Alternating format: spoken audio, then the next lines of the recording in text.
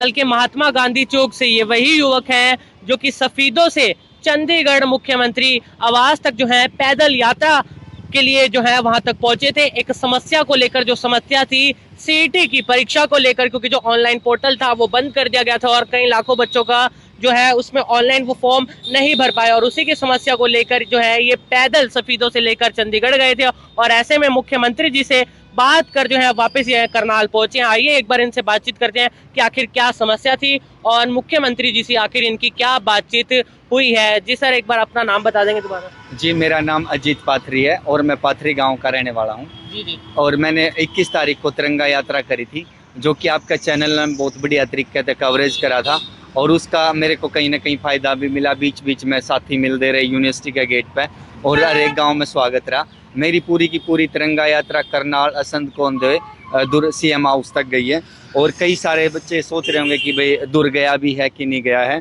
CM साहब ने जब मैं यहाँ से निकला तो अपने सीआईडी का माध्यम था, सीएम फ्लाइंग का माध्यम था, मेरी हर एक अपडेट थी।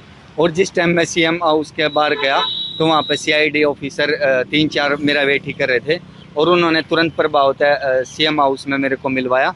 और बाकायदा ये वो रजिस्टर है जहाँ पे मेरा एंट्री हुई थी।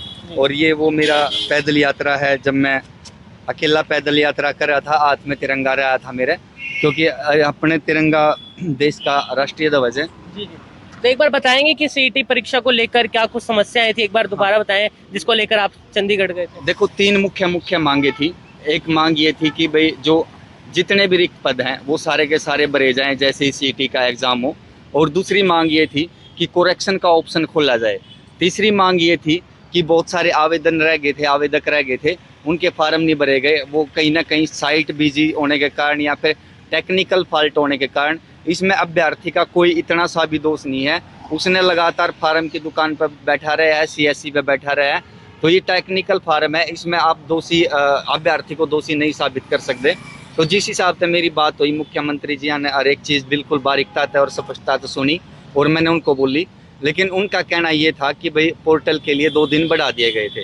मैंने उनको बताया कि सर आपने 2 दिन बढ़ाए जरूर हैं, मांग पत्र दिया था जब एसडीएम का माध्यम था, लेकिन 2 दिन के अंदर इतने अभ्यर्थियों का वो भरा जाना मुमकिन नहीं था, पॉसिबल नहीं था। करीबन 13 लाख बच्चा ने आवेदन करे हैं।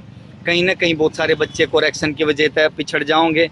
कई सारे जिन बच्चा ने जर्नल में फार्म भर दिया तो जर्नल में एक भीड़ होगी, उनका खातर बहुत मुश्किल यह भी होगी।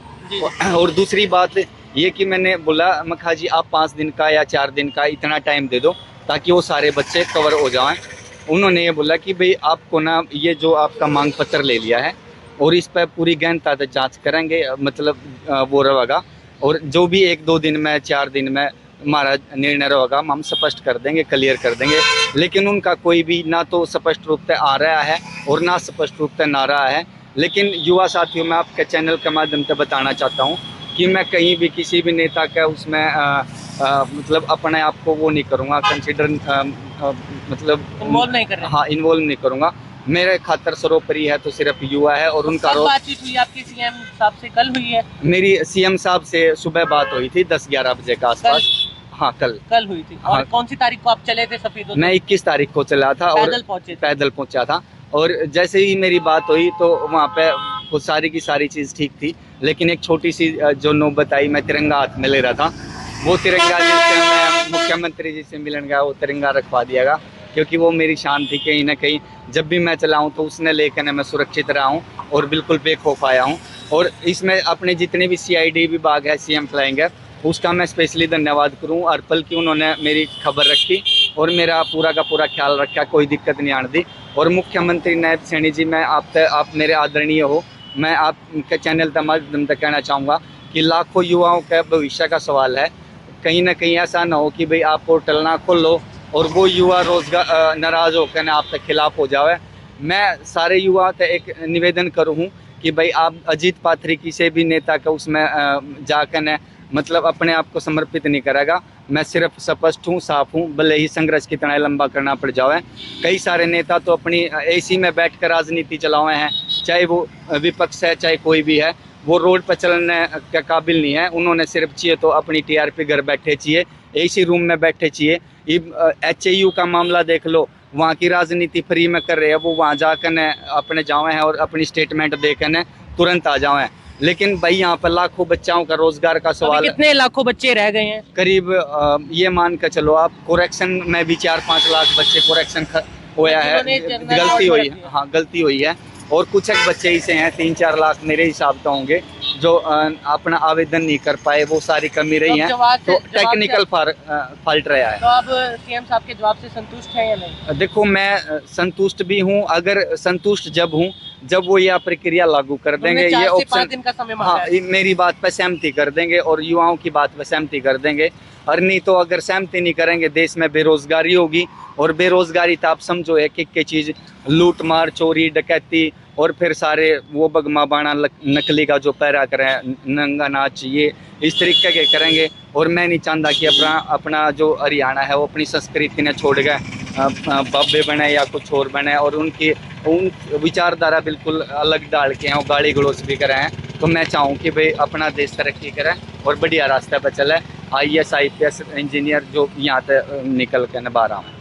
तो आप देखिए, सबसे पहले तो इनको और आपके बधाई। चैनल का जी, मैं आपके चैनल का स्पेशली धन्यवाद करना चाह रहा हूँ। मैं जब भी देख रहा हूँ तो आपका चैनल बिल्कुल निष्पक्ष और स्पष्ट कोई भी न्यूज़ रखा है, चाहे किसी भी डाल की न्यूज़ आ जाओ, आप उसने बेबाकी तरीके से दिखाओ। तो मैं आपका चैनल का बहुत बहुत धन्यवाद करूं, और भाई तभी कहूँगा कि बिल्कुल सपोर्ट करें इस चीज़ में लेकर। तो आप लोग देखिए, जितना वो अपनी तरफ से कर सकते थे वो मुख्यमंत्री जी तक जो है पैदल तिरंगा लेकर जो है सफीदों से लेकर चंडीगढ़ गए थे।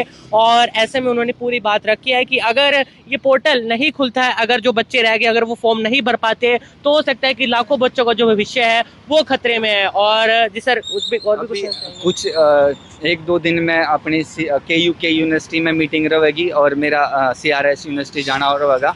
मैं बिल्कुल युवाओं के टच में रहूँगा और उनसे बातचीत करके जो भी आगे की रणनीति होगी, फिलहाल मैं कोई भी अकेला ऐसा कदम नहीं उठाऊंगा, क्योंकि मैंने जो अपनी बात रखी थी कि भाई अगर बात नहीं मानना है सरकार तो मैं अपना खुद का CET का फार्म नहीं, मतलब परीक्षा में नहीं बैठूंगा, उसका बिल्कुल बहिष्कार कर दूंगा।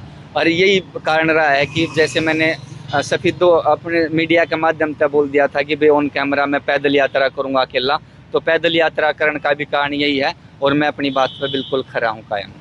तो आप लोग देखिए, उनका कहना है कि अगर पोर्टल नहीं खुलता, अगर बच्चे फॉर्म नहीं भर पाते, तो वो खुद अपनी CET की परीक्षा कैंसिल कर देंगे, वो नहीं बैठेंगे परीक्षा में। और ऐसे में आप लोग देखिए कि उनका जो फॉर्म था वो भर चुका था, लेकिन फिर भी वो उन लाखों लोगों की आवाज़ बनकर जो है सफीदों से लेकर चंडीगढ़ गए कि वो बच्चे जो है भविष्य में उन्हें दिक्कत ना आए, वो भी तैयारी कर रहे होंगे सालों सालों से कि वो भी परीक्षा देंगे और भविष्य में अच्छी नौकरी पाएंगे और अपने सपनों को पूरा करेंगे। तो ऐसे में अब मुख्यमंत्री जी से वो मिलकर आए हैं, जो बातचीत उनकी उनसे हुई है वो उन्होंने बताई है। और साथ ही साथ मुख्यमंत्री जी ने एक ना एक आश्वासन भी उन्हें जरूर दिया कि 4 से 5 दिन के अंदर जो है गहनता से जो है इस मामले को लेकर जो है सॉल्यूशन निकाला जाएगा, समाधान निकाला जाएगा। और इसी को लेकर जो है हमने आप लोगों को खबर दिखाई थी जब वो यहाँ से सफीदों से जो है करनाल पहुंचे थे और करनाल से आगे की यात्रा के लिए जा रहे थे, और अब वो वापस आ चुके हैं। तो क्या कुछ इस मामले में अब निकला है, क्या कुछ उनकी बातचीत हुई है, वो हम लोगों ने आपको बताई है। तो अब देखना होगा कि क्या CET की परीक्षा के लिए पोर्टल खोला जाएगा या नहीं, क्योंकि वो बच्चों के भविष्य का एक